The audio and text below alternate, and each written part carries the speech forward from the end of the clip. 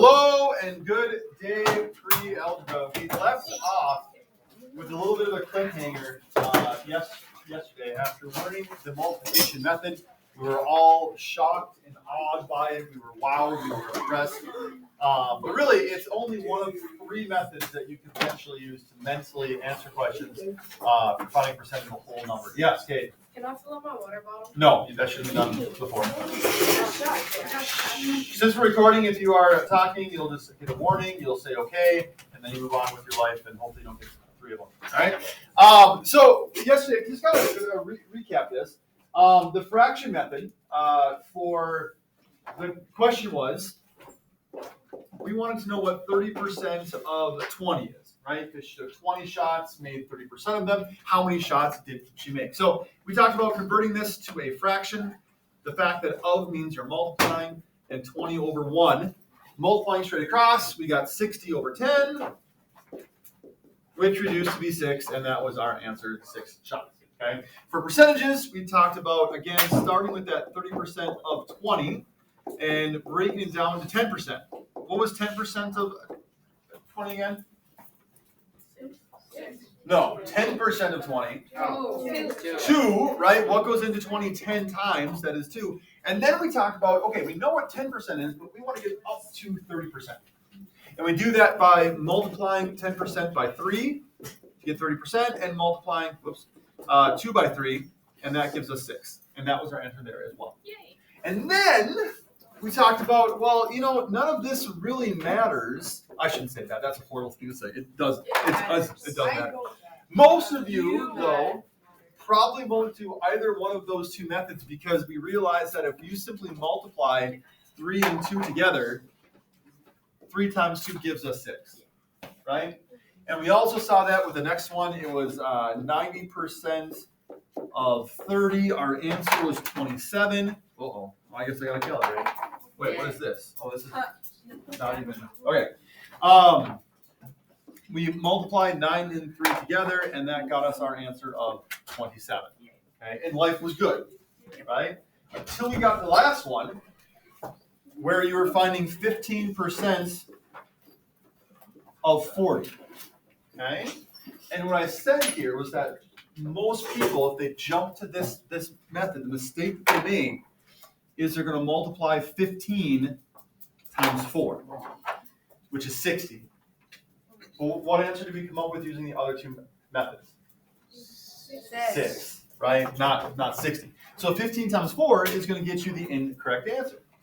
So what's really going on here, the reason why we can multiply 3 and 2 together is what we're essentially doing is we're taking the decimal that's not written, because these are whole numbers, right? But it's there. And we're moving it over one spot to the left to get our 3.0, and one spot to the left to get 2.0, or 3 times 2. Okay? And the second one, what we're really doing here is we're moving our decimal point, which isn't written, but it's there, over one spot to the left to get 9.0, and one spot to the left to get 3.0, and 9 times 3 is 27. So, when you've got something like 15% of 40, this decimal is here. We move it one spot to the left, and what number do we then get? 1.5. Okay? 1.5. And this one still gives us 4. That works out swell. Okay? But 1.5 times 4, or 1.5 times 4, that does equal 6. Yes. Right? So you got to be a little bit careful when using this method that you don't just automatically jump to it and don't really think about what's happening here. When you've got that percentage that doesn't end in a 0, or your whole number doesn't end in a 0, you might run into this here. So for this one, maybe you like one of the other methods better. Okay? For the record, why do we move it over to the left once in each of them? Okay? Because the other way around goes to the right. Okay. And what does the word percent mean? Haley? Out of 100, how many zeros does 100 have? 2. How many total times did we move the decimal? 2. Okay? So that would be the reason why. All right, questions on that? I really wish we would have gotten that yesterday. That's okay. Questions on it? All right, so that's the lesson. I guess we're kind of ready to practice this here. It says find the following values, show your work. I don't care which method you use, but you need to show your work. If you use method 1 with the fractions, you need to show me the fraction that you're using and how you're multiplying it. If you're using the percentage method, you have to show me what 10% is and how you get up to 60%. If you're using the multiplication method, which is fine, I do need to see you moving that decimal over. I do need to calculate this. Moving that decimal over and showing me that it's 6.0 times 4.0 or 6 times 4. I need to see that movement. Don't just put 24 and call it good. Show me how you get there. Okay? Next page is pretty similar as far as what you're doing there. The top 4. Then you've got some questions. You got an estimating thing. 21% of 30. If I tell you to estimate this, 21% of 30, what would you do? Round it. To what? 20. 20%, right? 20%, you can do that. And it's going to be really close to the actual answer because 20% is really close to 21%. Okay? 37%, what would you round that to? 40%, right? And go about that way there. This last section here, it says write a percentage statement that equals the given value. For example, if the given value is 15, you might write 30% of 50. Why? Because 3 times 5 equals 15. What might you write if the given value is 30? What's a percentage statement that would bring us to 30? Dayton? 60% of 50. Excellent. 60% of 50. What's another one that could work here? And the reason why this works is because, right, 6 times 5 equals 30. What else could work? Yeah. 90% of 50. 90%, oh, for the next one. Yes, for the next one, 90% of 50 would work because 9 times 5 equals 45. But that's kind of the thought process that you need for those. Okay? This is going to be homework that is due at the end of the period. So when you are done, you're going to show me that you're finished. You're going to raise your hand, I'm going to come around and walk around, check you off, make sure work is showing, everything like that. You may sit down to work on it. And Jeffrey.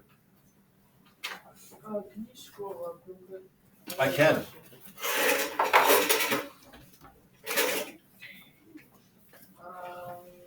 There, stop. 35 of 50. Yeah. So, for, like, I saw you did 6.0 more 50 times 4.0. What do we do for 35? So this one is kind of similar to the 15% of 40 that we had here, right? Okay. When we had the 15% of 40, the reason why these two things are similar is because they both end, the percentage ends in 5, right? It's not a 0. Recall that for this one, we took that decimal and we moved it over once to get 1.5. And we moved it over once to get 4.0, which became 1.5 times 4. That got us the 6. That is the answer here.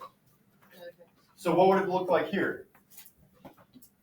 Just for the other ones? For 35% of 50. What's 3.5 times 5. right? And if you can't do 3.5 times 5, because remember, you'll not have a calculator on this part of the test. Maybe instead you want to use one of the other methods. Okay? Quentin. 52% of 500? Yeah.